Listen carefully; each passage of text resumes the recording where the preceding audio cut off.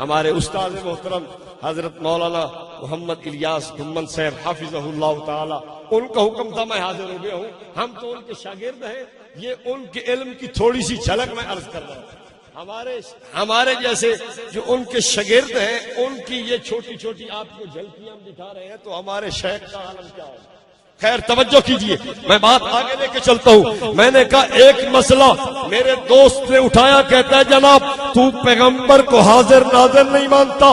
میں نے کہا یاد رکھ بات کو، دیوبند کا عقیدہ بھی سن، پھر اپنی بات بھی سامنے لا. میں نے کہا دیوبند کا عقیدہ یہ ہے، رحمت کائنات صلی اللہ علیہ وسلم روضہ انور میں تشریف فرما ہے، آپ کی نبوت کے انوار پوری کائنات کے اندر موجود ہے. اور اگلی بات سن، تیرا عقیدہ یہ ہے کہ سرکار ہر جگہ موجود ہے، دیوبند والے کا عقیدہ یہ ہے کہ سرکار روضہ پاک میں موجود ہے.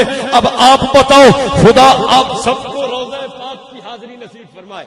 اب آپ بتائیے، آپ لوگ روضہ پاک پہ حاضر ہو، وہاں جا کے کیا کرتے ہیں؟ اونچی آواز سے کرتے ہیں سلام. وہاں زور زور سے سلام پڑھتے ہیں.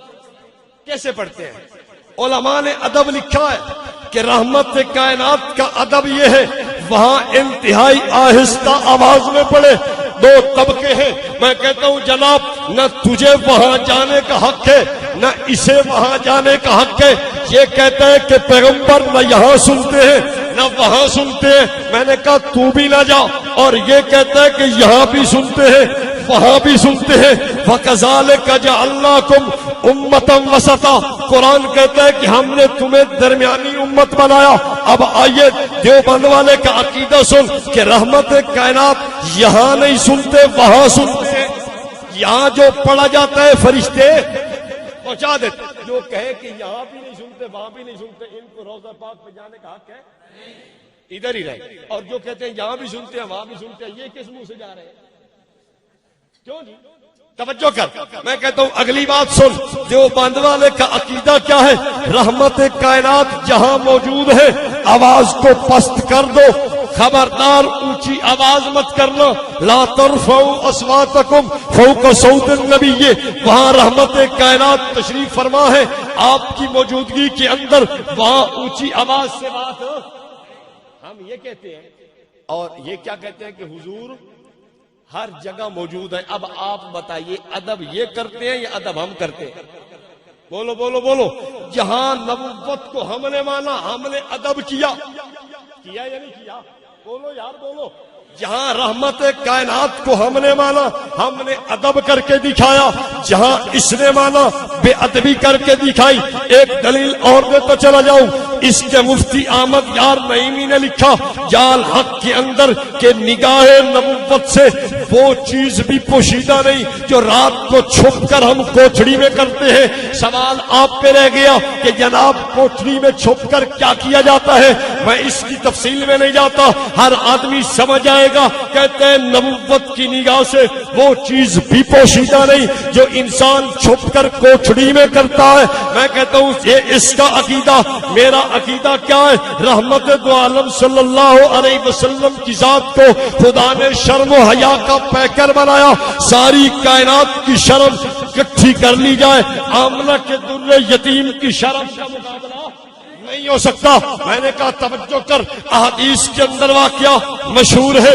ایک صحابی شہید ہوئے، رحمت کائنات تشریف لے گئے اور آپ نے وہاں جا کر اپنے چہرہ انور کو پھیر لیا. صحابہ نے پوچھا یا رسول اللہ چہرہ انور کیوں پھیر لیا؟ اس کی کوئی وجہ ارشاد فرمائیے. سرکار فرماتے ہیں دو حوریں اس کے وجود کے ساتھ ملنے میں لڑ رہی تھی اور ان کی لڑائی میں ایک کی پنڈلی ننگی ہو گئی، میں نے چہرہ.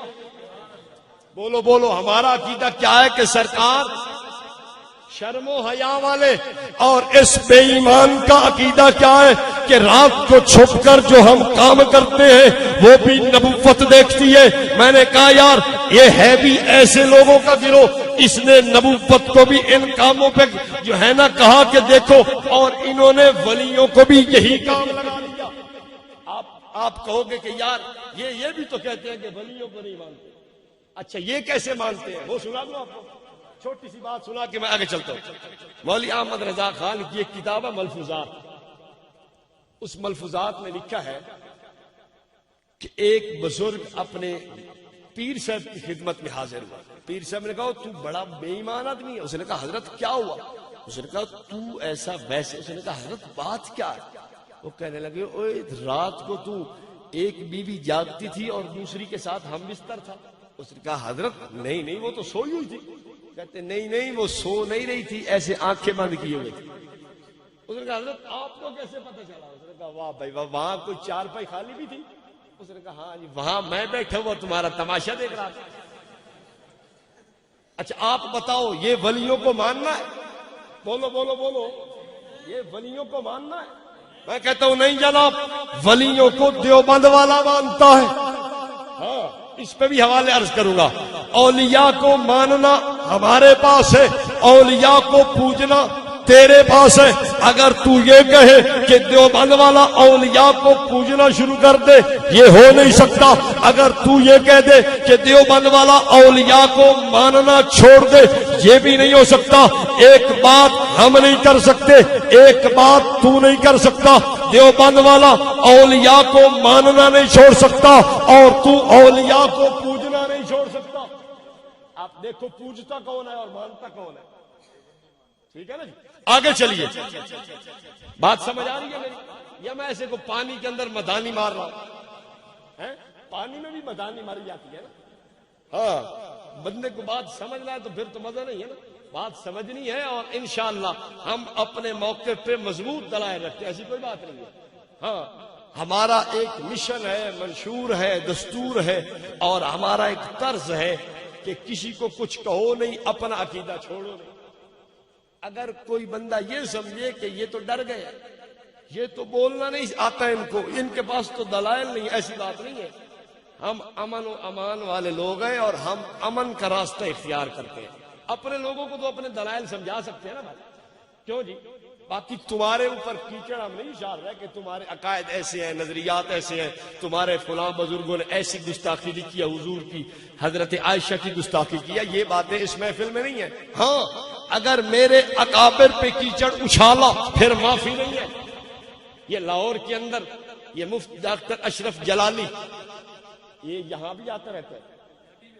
اس ڈاکٹر اشرف جلالی نے لاہور کی سرزمین پر عقیدہ توحید سیمینار کیا.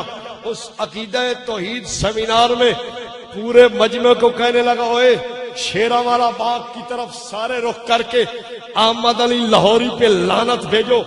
میں وہاں جا کے لاہور کے اندر کہہ آیا ہوں, میں نے کہا ڈاکٹر صاحب اس دفعہ تجھے چھوٹ ہے, آئندہ اگر میرے اکابر کے خلاف تیری زبان اٹھی تو میں تیرے مولوی احمد رضا خان کی ہڈیاں بریلی سے اکھیڑ کے لاہور کے اس چوک میں لا کے رکھوں گا اور اس پہ جوتے برساؤں گا, پھر تجھے پتہ چلے گا